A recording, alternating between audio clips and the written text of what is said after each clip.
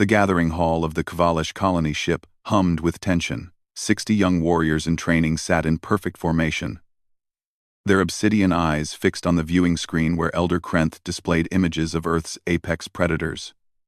Tigers, bears, wolves, creatures that killed with fang and claw. This, Krenth's mandibles clicked sharply, is the predator stare. The look that freezes prey in place. The gaze that promises death. In the third row, Tovik straightened his spine, his silvery fur bristling with determination. At 8 solar cycles old, he was among the youngest in the combat training program. But he would not be intimidated. Not by images of Earth's beasts. Not by anything. Tomorrow, Krenth continued, the human diplomat arrives. You will demonstrate what you've learned. Show her that we Kvalesh are not prey. That we do not fear. The cubs erupted in excited chittering. A real human. The species whose ancestors had climbed to the top of their food chain by sheer stubbornness and refusal to accept their place as prey. The species that had domesticated wolves and made pets of predators. That night, Tovik practiced in the mirror. He narrowed his large eyes into slits. He pulled his lips back to expose his small, sharp teeth. He tilted his head forward in what he hoped was a menacing angle. His reflection stared back, fierce, deadly, intimidating. His littermate Kesra poked her head through the doorway and burst into laughter. You look like you're constipated. Do not, Tovik protested, but his ears flattened in embarrassment. The human will take one look at you, and Kesra made an exaggerated cooing sound, the kind adult Kvalish made at newborn cubs. Tovik threw his sleeping cushion at her. Lyra Vale stepped off the shuttle and immediately wanted to hug something. The Kvalish delegation waiting on the landing platform were adorable. Absolutely, devastatingly adorable. They stood roughly 3 feet tall, covered in fur that ranged from silver to charcoal gray, with enormous eyes and delicate features that reminded her of a cross between a fennec fox and a chinchilla. And they were trying so hard to look intimidating. The lead Kvalish Elder Krenth, according to her briefing, stood with his arms crossed, his expression schooled into what was probably meant to be fierce determination. The cubs behind him attempted similar poses, though several were clearly struggling not to fidget. Welcome, human Lyra Vale, Krenth said, his translator rendering his clicks and chirps into galactic standard. We have prepared a demonstration of Kvalesh warrior capabilities. End quote. I'm honored, Lyra said sincerely, clasping her hands together in the Kvalesh gesture of respect. Krenth gestured sharply. The cubs moved forward in formation, arranging themselves in a semicircle around Lyra. She noted their rigid postures, the way they held their small bodies taut with concentration. Demonstrate the predator stare, Krenth commanded. 60 pairs of enormous eyes suddenly locked onto Lyra. The cubs narrowed them, tilted their heads, pulled back their lips.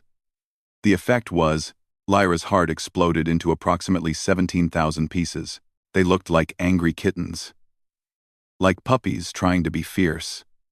Like every baby animal video she'd ever seen on the human internet. Concentrated into one overwhelming moment of cuteness. One cub in the front row, smaller than the others, with silver fur that caught the light, was trembling slightly with the effort of holding his fierce expression. His little nose twitched. Lyra couldn't help herself. She knelt down slowly, moving with the careful deliberation she'd learned, working with frightened animals at the sanctuary back on Earth. The cubs maintained their stares, though a few pairs of ears swiveled with uncertainty. Hello, Lyra said softly to the small silver cub. You're trying very hard, aren't you? The cub's eyes widened slightly before he caught himself and narrowed them again. A tiny growl emerged from his throat.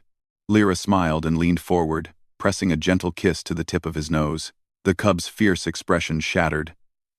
His eyes went enormous, somehow even larger than before. His ears shot straight up. A sound emerged from him that could only be described as a squeak. What are you doing? Elder Krenth sputtered. But Lyra was already moving to the next cub, and the next, kissing each small nose in turn. The carefully orchestrated intimidation display dissolved into chaos.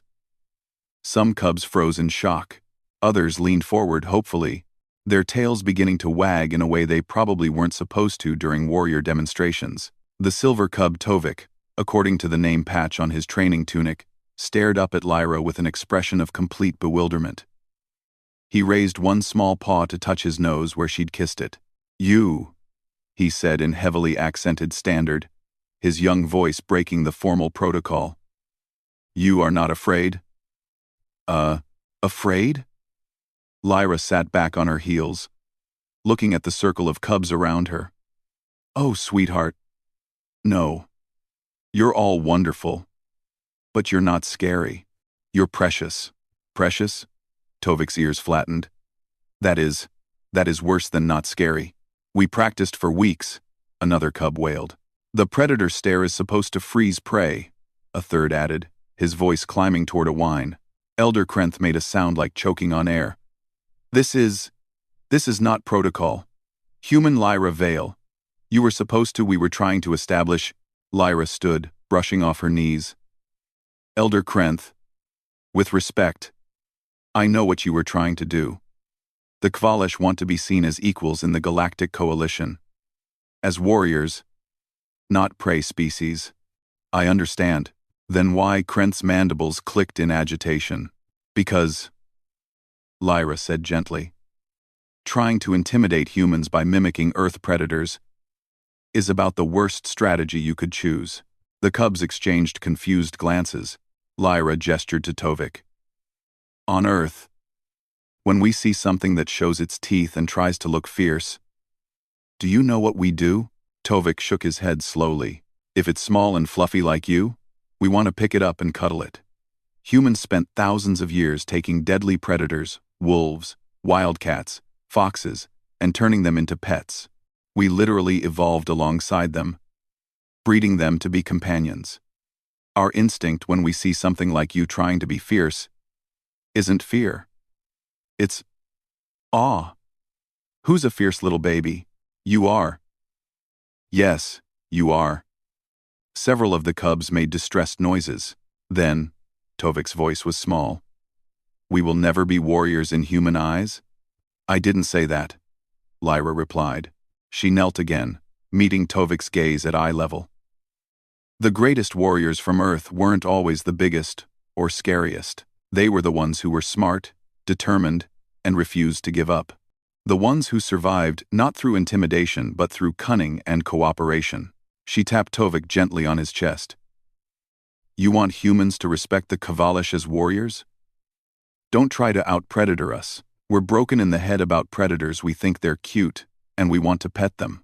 Instead, show us your intelligence, your coordination, your technology. The things that make you uniquely Kvalish." Tovik's ears slowly lifted.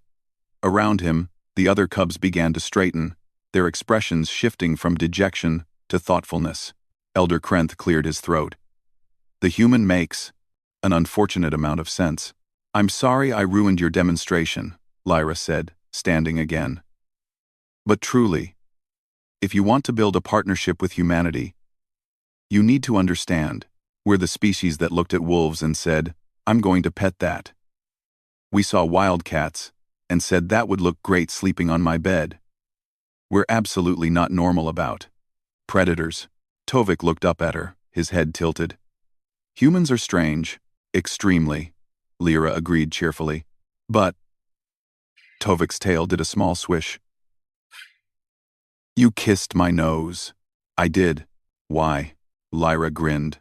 "Because you were trying so hard to be fierce, and it was the cutest thing I'd ever seen." Tovik made a sound of pure exasperation, but his ears betrayed him by tilting forward in what Lyra was learning to recognize as pleased embarrassment. Elder Krenth sighed, a sound that translated across species. "Come.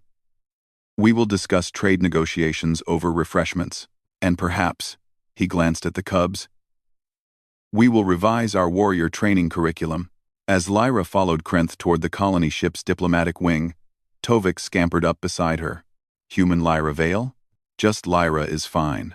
"Lyra," he tested the name carefully. "If we show you our stealth tactics and combat simulations, you will not kiss our noses during those too?" Lyra tried very hard not to laugh. I'll do my best to be professional. Good. Tovik nodded seriously. Then, so quietly she almost missed it. But maybe, after the demonstration would be acceptable? Lyra's heart melted all over again. Humanity might have conquered the stars, but they would never, ever be normal about small, fluffy creatures trying to be fierce. And honestly, she wouldn't have it any other way.